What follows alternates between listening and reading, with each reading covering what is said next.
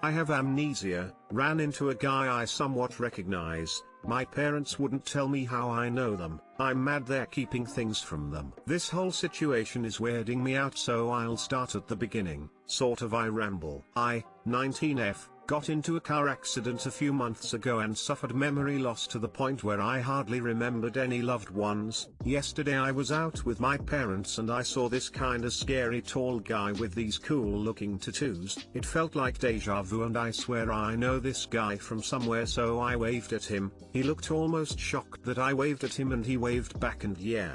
So when we got home I asked my parents who this dude was and if I know him. My mom said yes and my dad seemed mad at her answering, so I asked who he was and my mom just outright said she wouldn't tell me for my own good. From what I've known so far, my parents are very sweet and honest people. They haven't hesitated to tell me anything about myself or the people I've met, even if it wasn't good or if it was something heavy. They said it's my right to know as much about myself as possible. I'm honestly really upset though, because I don't think it's okay that they're keeping things about myself from me, and I think I have a right to know, but they refuse and it's causing a disagreement. I'm not very good at talking about emotions and need advice on how to communicate to them why I'm so upset over this. It also pisses me off more that this is clearly something important, because if it was some random insignificant person like some rando I went to school with, they'd just tell me because it's useless. But clearly if they won't talk, it's important and I deserve to know. Mini update! Exclamation mark. Frickin' found something. It's not technically a lead because it doesn't help me figure out who the tattooed guy is or how I know him, but I was looking through some scrapbooks in my room and I found a photo of me and the tattooed guy. I didn't find a name or anything and it's only one photo, but this has me really hopeful. If I get anything big or figure this out ever, I will 100% update you guys. For those who asked, and I'm planning on using some of the tactics in the comments to talk to my parents later on. Wish me luck.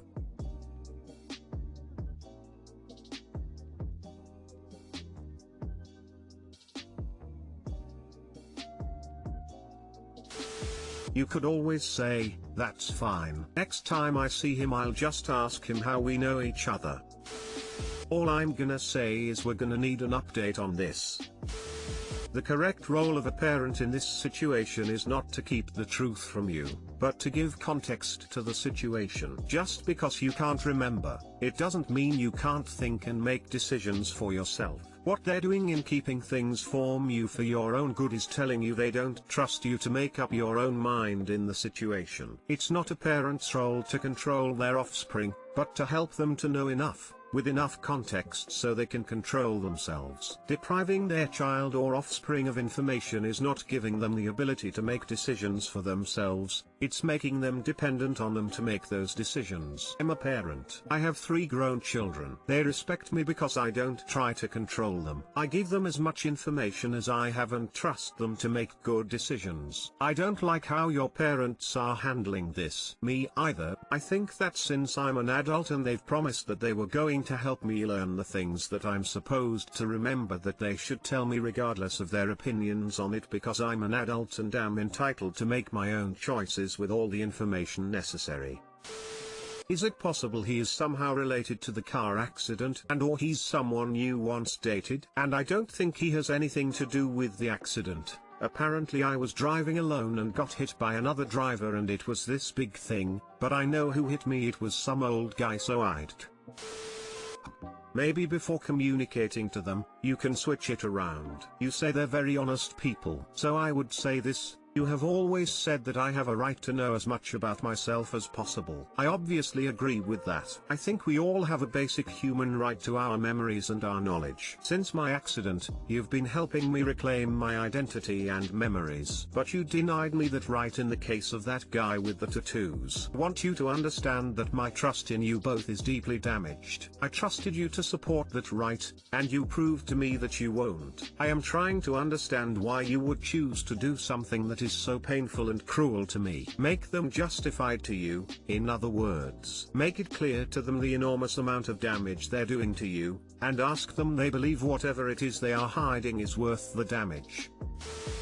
I found an emergency contraceptive in my siblings' 12F room. My little sister has a habit of borrowing my things. I went in her room to look for an item of mine she might have grabbed and found a plan B on her floor. I want to know what is the healthiest way to approach her without saying the wrong thing. I'm very hurt and disappointed in her, and I don't want to emotionally hurt her in any type of way. I just love my little sister and I want to keep her safe and protected. Edit: the plan B was used. The package was empty.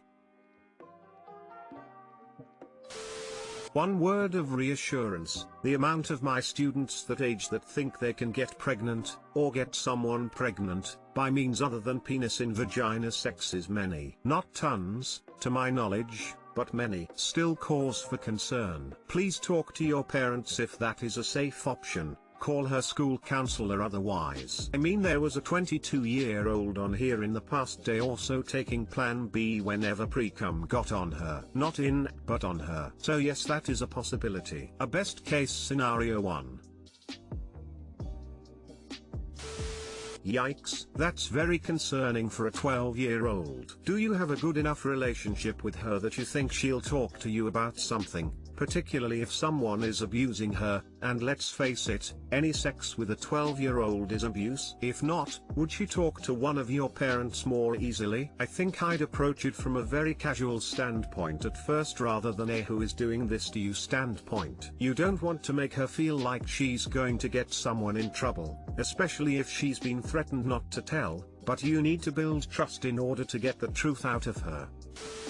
Are your parents safe people? If they are, I would go to them with this. A 12-year-old having unprotected sex is a serious thing. It's possible she's being abused. If your parents aren't safe, I would talk to her yourself. Tell her you found the Plan B. Ask if the sex is consensual. Does she even have her period yet? If so, you might need to help her with pregnancy tests if the Plan B didn't work. Try to be non-judgmental and just offer help and advice so she doesn't get defensive. Tell her you just want to help make sure she's safe. I'm worried it might be abuse, too. I don't know many 12-year-old that would consider Plan B after having unprotected sex. And even if they did, Plan B isn't cheap. Where I live, pharmacists don't keep it on the shelves. You'd need to ask the pharmacist for it to purchase. It doesn't seem likely that a 12-year-old would pick up Plan B on her own to use. A 12-year-old? Well, you need to talk to her with a cool head. She doesn't need to be babied or criticized. She just needs a reality check. Lay out the truth and educate her. I really think she doesn't know any better, so no need to beat around the bush. Babying or criticizing can both just further enable the behavior. Just educate her and let her realize what the pros and cons. I'm very hurt and disappointed in her. Well, that's weird considering she's a child, and if someone is having sex with her it's not legally consensual, and that last thing she needs right now is a relative judging her for potentially being groomed. Try to focus less on your own feelings and more on that fact that your sister may be being raped. Is it reasonable to give my boyfriend M an ultimatum that he either sees a therapist for his anger issues or I'm walking away? He uses Reddit, so I'm trying to leave out as much detail as I can. The title basically explains it. I love my boyfriend dearly, and the entire time we've been dating, things have been pretty normal and it's been a great relationship. We even have a whole plan about saving up money to get an apartment together at college within the next year. However, my boyfriend has anger issues, ones he's even admitted to himself. I'll give some examples. He broke his PC monitor by throwing a controller at it. He literally yells when playing games and gets angry so fast if it's not going the way he wanted. I've been in Discord calls with him and his friends, and he will be pretty rude to his friends when he's having an outburst. I tried showing him a game me and my friends like to play together a couple weeks ago. In the middle of him playing with my friends and he rage quit. Then got upset that my friends and I are good at the game and he's not. I had to explain to him, that's because you're new to the game. Obviously you're not gonna be good at it. We've been playing it since last year. He wasn't satisfied with my answer and was pretty cold to me the rest of the night. He sometimes vents about his parents to me, and will use phrases like my mom's a fat cunt, she's so stupid and lazy, just mean things that I know he normally wouldn't say if he wasn't angry. Sometimes we have conflict, like all couples do. I try to converse with him about it, but he quickly gets defensive and angry rather than participating in a calm conversation. An hour later, we will come back to the same conversation, and he's totally calm, willing to cooperate, and understanding about it. Last night, he got in an angered fit, and is the reason why I'm writing this today. We were in a Discord call, and he was playing Rocket League while I was just watching a YouTube video. We both had our cameras on. He started getting unbelievably angry at the game because he was lagging, and spent the entire match yelling at the top of his lungs. He then just ended the call without saying a word to me. I texted him okay. I then get a text back saying fuck you. I'm going to bed. I of course got upset by this, as I felt I did absolutely nothing wrong. He ended up calling me, and I'm gonna paraphrase the key points made here.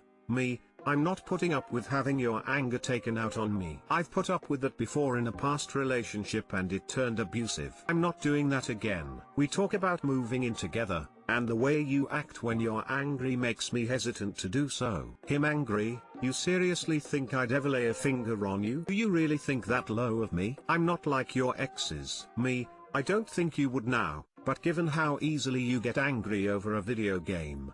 What happens when we get in a real argument with each other in the future, and I make you mad? What will you do? Him, me, either see a professional about this or I'm not dating you anymore. It stresses me out and makes me feel as if I did something wrong when I actually didn't. Him, therapists are scams. I'm not seeing one. I'll fix it myself. Me, I see a therapist. It's not a scam, it really helps. You just need to find the right one. I can't help you with your anger, I don't know how. And clearly, you don't either. Him, I'm not seeing one. I'll fix it on my own.